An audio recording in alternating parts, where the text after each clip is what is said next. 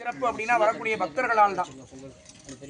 அப்ப பக்தர்கள் எல்லாமே பிரார்த்தனை பண்ணி ஒரு சுவாமியுடைய அனுகிரகத்தை எப்படிங்கிறது சொல்லக்கூடிய ஒரு கருவி யாருன்னா இந்த பக்த கோடி பெருமக்கள் மட்டுமே. ஏன்னா எல்லாருமே சொல்லுவாங்க, நாங்கள் இந்த கோயிலுக்கு போனோம், எனக்கு இந்த காரியம் நடந்தது, சித்தியானதற்குரிய பரிபூர்ணமான அனுகிரகம் அந்த ஒரு கோயிலில் கிடைக்கும். அப்படி ஒரு அற்புதமான ஒரு ஆலயம் தான் நமது குளத்தூர் பகுதியிலே இப்படி ஒரு அற்புதமான ஒரு ஆலயம் மலையாள கருப்பண்ண சுவாமி.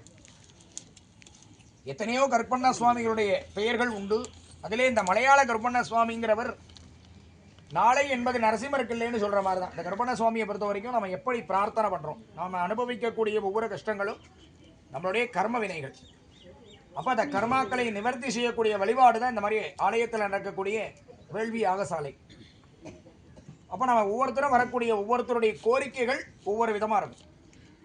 மாணவ செல்வங்கள்லாம் வந்திருக்கோம் அப்படின்னா நம்ம எல்லாரும் என்ன செய்வோம், நல்லா படிக்கணும் அப்படிங்கிற ஒரு பிரார்த்தனை வைப்போம். படிக்கின்ற மாணவர்கள் பிரார்த்தனை செய்யக்கூடிய வழிபாடு பாலகானாம் சரஸ்வதி கடாட்சேன வித்யா ஞான வைராக்கிய பாலங்கதா சித்தியர்த்தம் அப்படின்னு சொல்லுவோம்.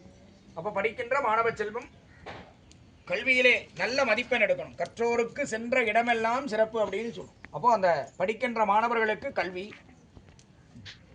அப்போ கல்வி, ஒரு நல்ல கல்வி இருந்தால் மட்டுமே ஒரு உத்தியோகம் கிடைக்கும். கை நிறைய சம்பாதிக்கணும் அப்படின்னா அதற்கு ஒரு உத்தியோகம் தேவை. அந்த உத்தியோகம் எந்த உத்தியோகமாக வேணாலும் இருக்கலாம், ஆனால் கற்றோருக்கு சென்ற இடமெல்லாம் சிறப்பு அப்படின்னு சொல்லுவோம். படித்தா தான் நல்ல வேலை கிடைக்கும். அப்போ ஒரு வயதிற்கு வந்த பிறகு இந்த திருமணம் அப்படிங்கிற ஒரு நல்ல நிகழ்வு. ஏன்னா திருமணம் அப்படிங்கிறது ஆயிரங்காலத்து பயிர் அப்படின்னு சொல்லுவோம்.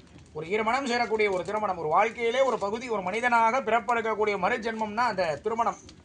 ஒரு ஆணுக்காக இருந்தாலும் சரி பெண்ணுக்காக இருந்தாலும். எத்தனையோ பேருடைய ஜாதகத்திலே திருமண தாமதம் அப்படின்னு சொல்லுவோம். ஜாதக ரீதியாக இருக்கும் அந்த குறைபாடுகள்.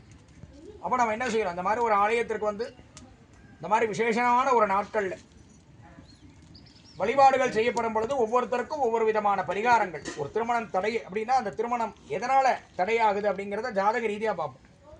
அப்போ அதற்கேற்ற பரிகாரங்களை மேற்கொண்டு நம்ம பரிகாரம் செய்யணும். சில பேர் என்ன சொல்லுவாங்க, சுவாமி நாங்கள் நிறையா பரிகாரம் பண்ணிட்டோம், ஆனால் இன்னும் எங்களுக்கு விமோச்சனம் கிடைக்கல. ஆனால் நம்மளுடைய கர்மா நிவர்த்தி ஆகணும். நம்ம கர்மா நிவர்த்தி ஆகிறதுக்கு தான் இந்த பரிகாரம்.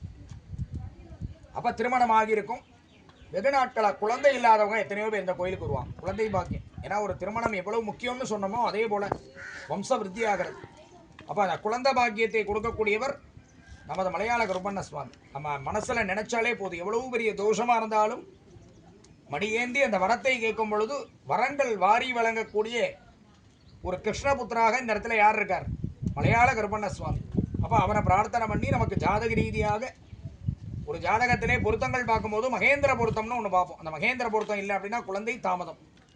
அதுலேயும் இன்னும் விசேஷமாக ஜாதக ரீதியாக குழந்தை வரம் இருந்துச்சுன்னா கண்டிப்பாக அந்த ஜாதக ரீதியான அம்சத்திற்கு ஏற்ப அந்த தசாபுத்திக்கு ஏற்ப கண்டிப்பாக அந்த குழந்தை பாக்கியம் கிடைக்கும். அப்படி ஒரு வரத்தை கொடுக்கக்கூடிய வள்ளலாக இந்த இடத்துல யார் இருக்கா அப்படின்னா மலையாள கருப்பண்ண சுவாமி இருக்கார்.